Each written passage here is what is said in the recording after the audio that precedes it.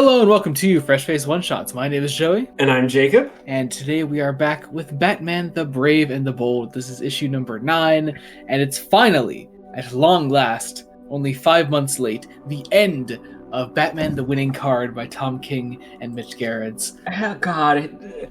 I have to know. Even the cover is it's mocking us, Joey. It's mocking us. Tom King and Mitch Gerads signed their initials in a heart, which I love. I think that's great. But yeah, it's not just the end of the Winning Card, of course, though. We're also finishing off our Wild Dog story. We're finishing off Aquaman, and of course having our regular black and white story by Bruno Redondo, which is really cool. Because we found out we may be having a bonus one shot this month. Yes, I think technically early next month. I think we had talked about this before, though, right? When it was announced. Did we? I don't remember. I'm pretty sure we did. You're talking about the Trinity thing, right? Yes. Yeah. I swear I messaged you. I was like, oh, cool, extra one shot to do. And... You might have, and my brain might have forgotten. Anyway, point being, Brave and the Bold. It's been a month. It's been a month. But otherwise, I guess let's get into this with Batman: The Winning Card, Part 4. Okay, so I said to you right before we started recording.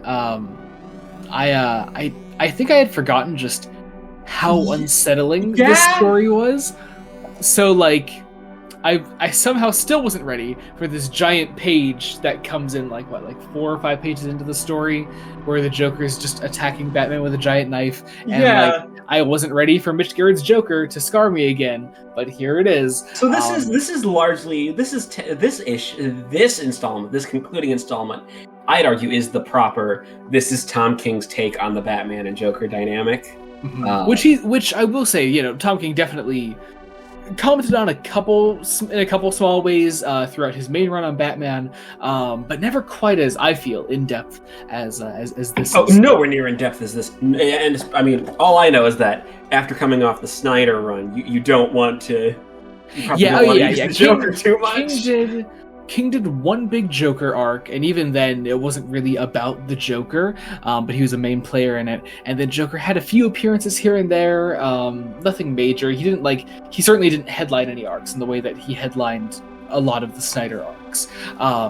So Tom King is finishing off his big proper Joker story here, and yeah, definitely wants to say some things about the relationship between Bruce and the Joker. There was at least one line in here that made me cringe. I'm trying to remember. I feel like it might have done the same to me, but I'm trying to think of what it was. Oh, it probably did, because it's kind of it's an old Batman joke that Tom King decided to write in. Oh, you mean the joke? Oh no, the joke was great. I love that. That is an awful joke. It's an awful joke, yeah, but I love that it's here. And also, we'll talk about it when we get to it. Point being, Batman and the Joker fight. No shit. Still doing that wonderful silent film title card thing for all of the Joker's dialogue, which is mostly just laughing. It is 90% laughter. Yeah. I mean, I think all the title cards are laughter until the end. When it breaks the title card thing. But also, I do love this idea of Batman has. We've talked in some regular mainline Batman comics before about how Batman knows the names of every single person that the Joker has killed, but we start that here. I love this whole thing where he's punching Joker and shouting out the names of everyone that Joker's killed up to this point. It's just a really cool moment. I also really the whole fact that Bruce is still injured. This is a very young pre-Robin Bruce. Yep. Who, injured so much he gets just stabbed in the stomach towards the end with of a this kitchen fight. knife. Yeah, with a kitchen knife. A very sharp kitchen knife. Let's be fair. But yeah, he passes out, and in this lovely sort of Joker is definitely in love with Batman and you can't change my mind way. Joker does not kill the Bat. Instead, they wake up in seemingly a forest the next day. The same forest, but it's morning, so we're in Yellows. And so Alfred is out looking for Bruce. Bruce cuts off his connection with him because he wants to end this himself. And for a while, Tom King plays up the idea that, although this is early in his version of this story, in Batman the Joker's relationship, that Bruce has had enough of the murder and he will do a murder himself. He plays up that idea. Which I find... Isn't it also... I'd argue it's also partially a reference to very early Batman comics where the no-killing rule...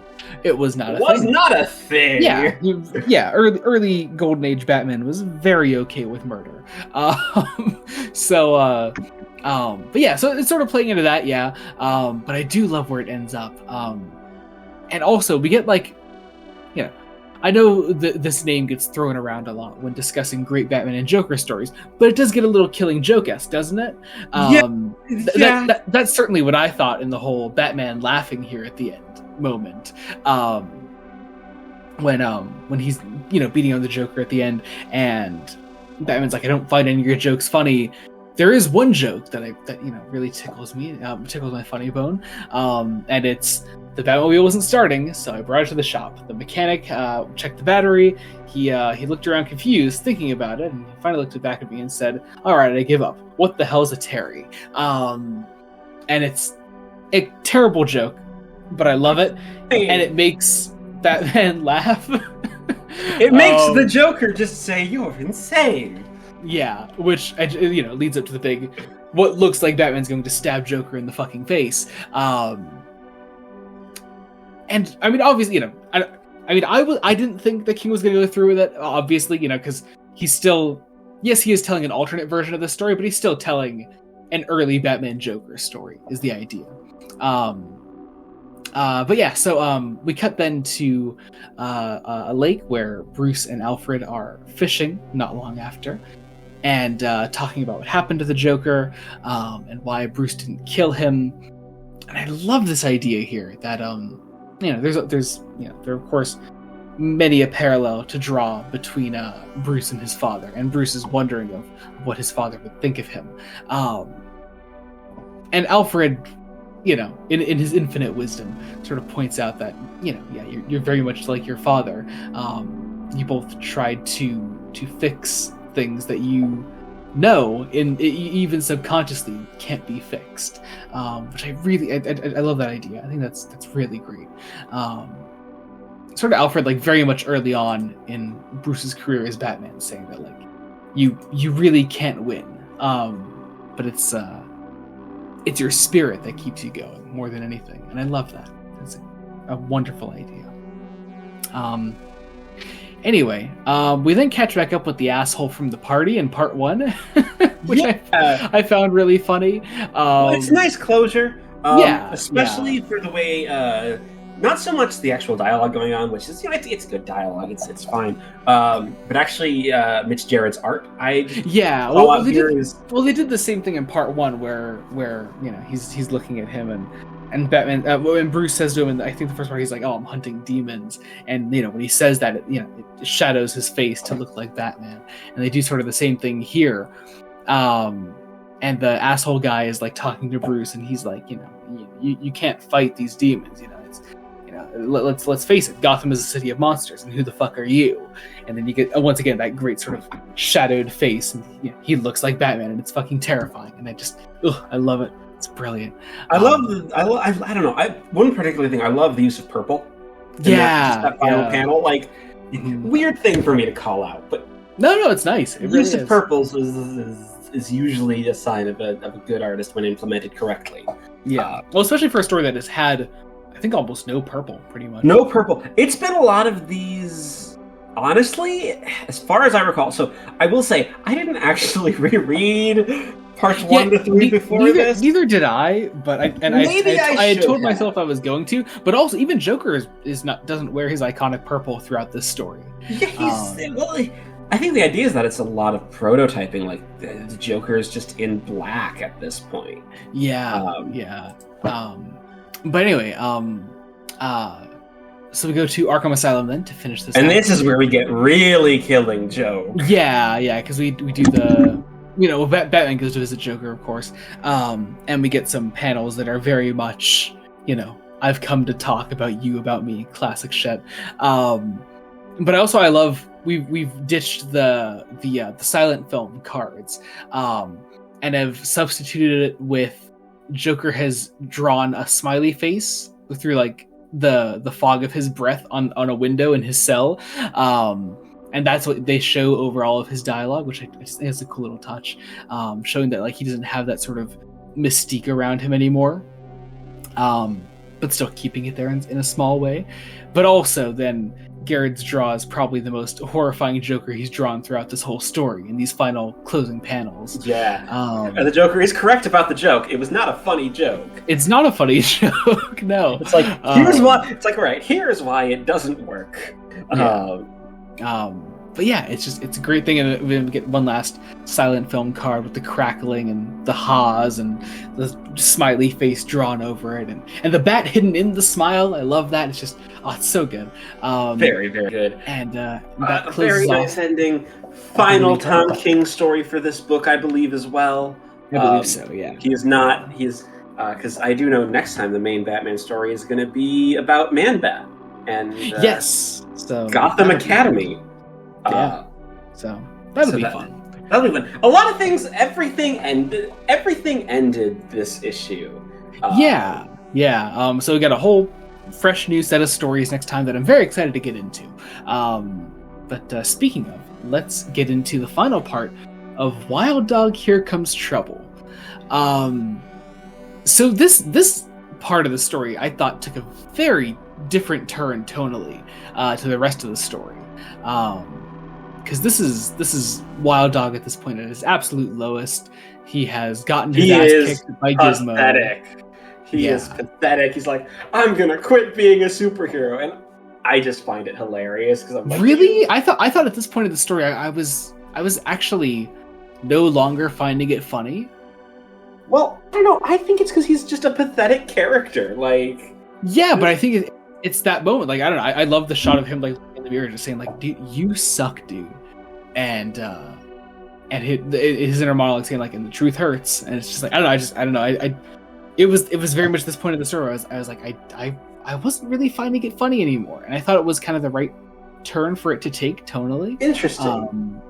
I couldn't really see the humor in it anymore, and that's not a bad thing because the rest of the story has been a riot up to this point.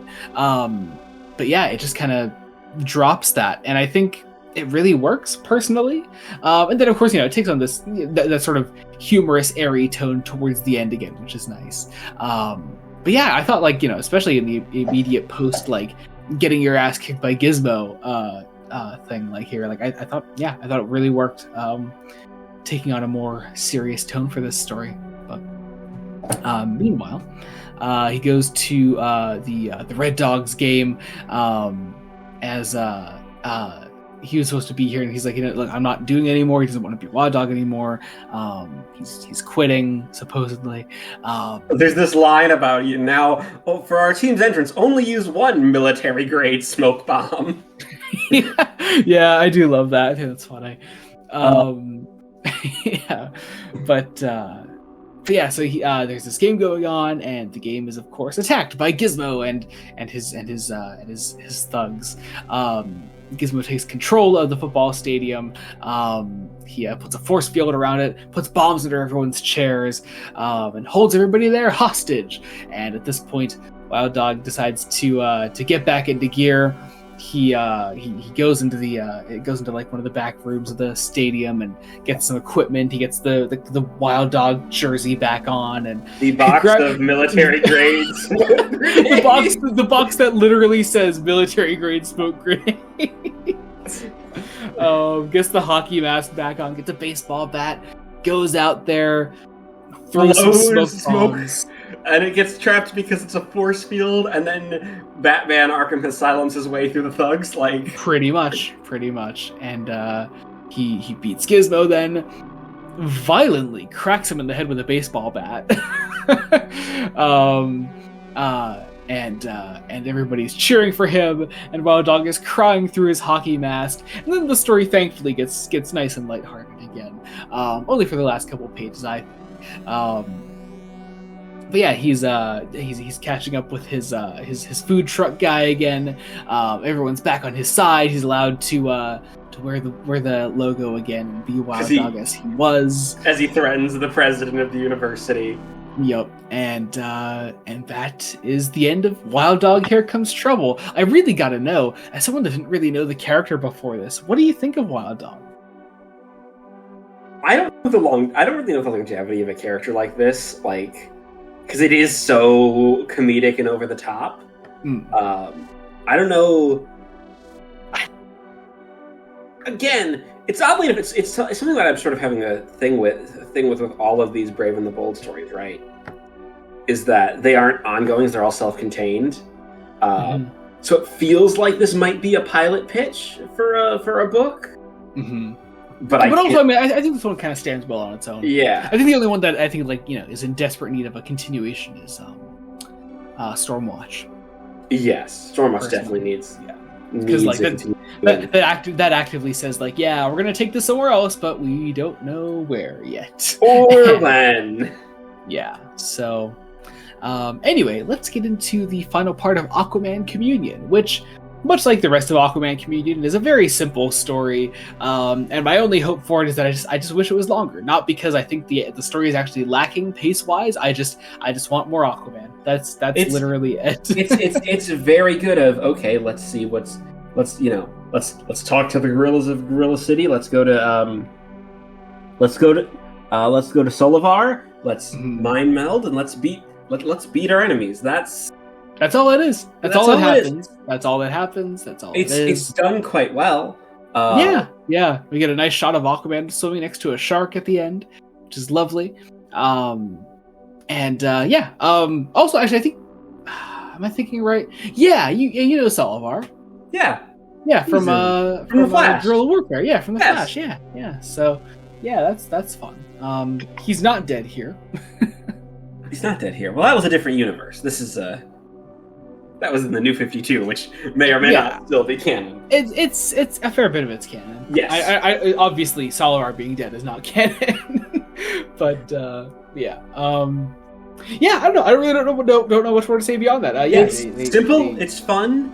Yeah. Aquaman gets the forces of Gorilla City to fight the Dominators, and it's nice. It's good. It's fast paced. It's action heavy. It knows what it can do in the 10 pages it gets. It doesn't get much. It's all it needs, and it is a little sad that it's a bit of a shame about all these sort of third slot stories in Brave and the Bold. Is that at the end of the day they make up a single 30-page story. And it's a good 30-page story, but also that's one issue. It's one issue, and you're having to split it up between, multiple issues of a book. Yeah. That said, I do think my favorite of those third slot stories is still the Superman one. Oh yeah. Was it the Order of the Black Lamp? Yeah, Order of the Black Lamp. Yeah. Yeah. Great story. But anyway, all right. Shall we get into our last story today? Yes, Bruno Redondo's Nor is the Batman. Nor is the Batman. Man.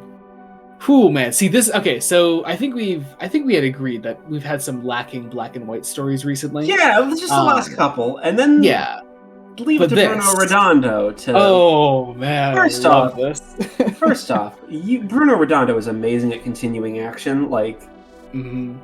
Now I really want to read that one issue of Nightwing where it's. The single panel, I've read that. It's so good. Redondo's just he's so good. It's a nice little musings on early Batman here again. I'll say very nice companion piece to Winning Card Part 4. Honestly, definitely. Yeah, I could read this very easily after another round of Winning Card. They elevate themselves. They elevate each other really nicely with their endings. Because. We're dealing with an early Batman, an Alfred who cares for Bruce, and a Bruce who will not listen, a Gordon who's a little unsure of this partnership. And I also adore the bit about Gordon knowing exactly how Batman sneaks up behind him. Yes. I love that. I love it so much. seeing the way that like Batman sneaks up and Gordon just like clocks it when he jumps through the side. Like it's lovely. Some of the non-distinct elements of this story, like the clue is literally a MacGuffin. We aren't like Batman goes off to fight a villain, but it doesn't really matter what villain it is. It's something different. And then we have,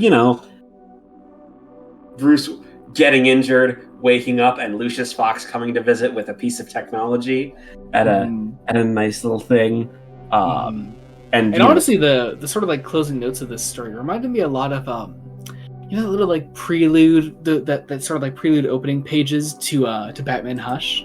Yeah, where like Alfred is like pondering on Bruce. Yeah, Bruce. He's still being like just a broken child, pretty much. It reminded me a lot of that, and I love that. And I loved this. North the Batman was a great story. Great stuff. That wipes the slate clean on Brave and the Bold. Next time we have everything new. Everything new. I know we're getting another Black and White, another a Batman story with Man-Bat, a Lois Lane centered story, which I'm kind of excited for, and a story with Artemis. Yes, so that'll be fun. Very much looking forward to all that. So. Otherwise, in the meantime, check out other Fresh Face one-shots that we do. We've been covering Superman by Joshua Williamson and Wonder Woman by Tom King, both of which have been fantastic. We had videos on those released last week, so be sure to check those out if you haven't. Next week, we are getting a special bonus for the Trinity special. Yes, for more Wonder Woman stuff, so that'll be fun. And I believe we can announce now that we will be covering for Superman the Action Comics crossover a little later this year. That'll be in April, yeah. Yes. So that's going to be a fun month. I think that's partially written by Jason Aaron, no less, who we've been reading recently on Fresh Face Comics for Thor. Yes. So that's cool. Check out the podcast. Hey, I worked in a promo. Hey, but I think that about does it. I'll leave link trees and everything in the description below. You can check out our socials and whatever you may want to follow us on. But I guess until next time, this has been Joey Morgan and Jacob Licklider. Goodbye. Goodbye.